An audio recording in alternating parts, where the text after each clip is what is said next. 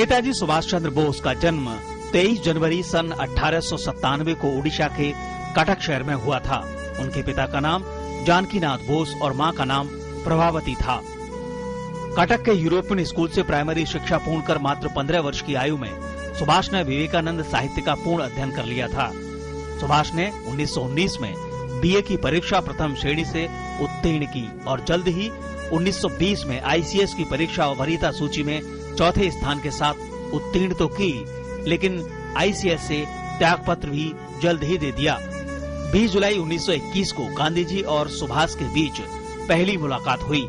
उन दिनों गांधी जी अंग्रेज सरकार के खिलाफ असहयोग आंदोलन चला रहे थे। सुभाष इस आंदोलन में सहभागी हो गए। बहुत जल्द ही सुभाष देश के एक महत्वपूर्ण युवा नेता बन गए। कांग्रेस के अंदर रहते हुए सुभाष का कई बार टकराव हुआ, जिनमें पूर्ण स्वराज की मांग, भगत सिंह को न बचा पाने और द्वितीय विश्व युद्ध के दौरान स्वतंत्रता संग्राम अधिक तीव्र करने के मुद्दे खास रहे। लेकिन 1939 में गांधी जी के विरोध के बावजूद कांग्रेस अध्यक्ष चुनने के बाद सुभाष और कांग्रेस के रास्ते अलग हो गए। कांग्रेस अध्यक्ष पद से इस्तीफे के बाद सुभाष ने फॉरवर्ड ब्लॉक के नाम से अपनी पार्टी की स्थापना की। कलकत्ता स्थित हालवेट स्तंभ, जो भारत की गुलामी का प्रतीक था, सुभाष की यूथ ब्रिगेड ने रातों रात वह स्तंभ मिट्टी में मिला दिया। अंग्रेज सरकार ने सुभाष सहित फॉरवर्ड ब्लॉक के सभी मुख्य नेताओं को कैद कर लिया। नजरबंदी से निकलने के लिए सुभाष पुलिस को चकमा देते हुए एक पठान के वेश में मुक्त होने में कामयाब रहे। जर्मनी में उन्होंने भारतीय स्वतंत्रता संगठन और आजाद हिंद रेडियो की स्थापना की।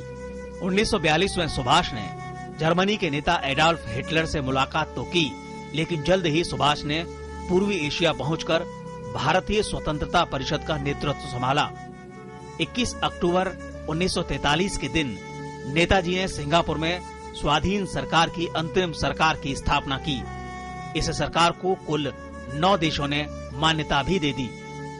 पूर्वी एशिया में नेताजी ने अनेक भाषण देकर वहां के स्थायी भारतीय लोगों से आजाद हिंद फौज में भर्ती होने और उसे आर्थिक मदद देने का आह्वान किया।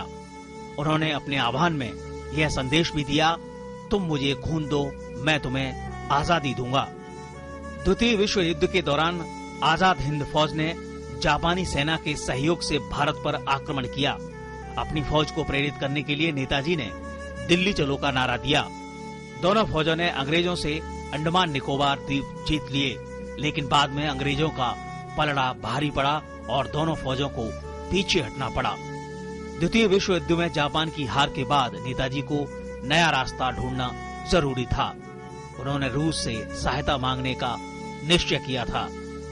18 अगस्त 1945 को नेताजी हवाई जहाज से मंचूरिया की तरफ जा रहे थे। इस सफर के दौरान वे लापता हो गए। इस दिन के बाद वे कभी किसी को दिखाई नहीं दिए। Bureau report, DD news.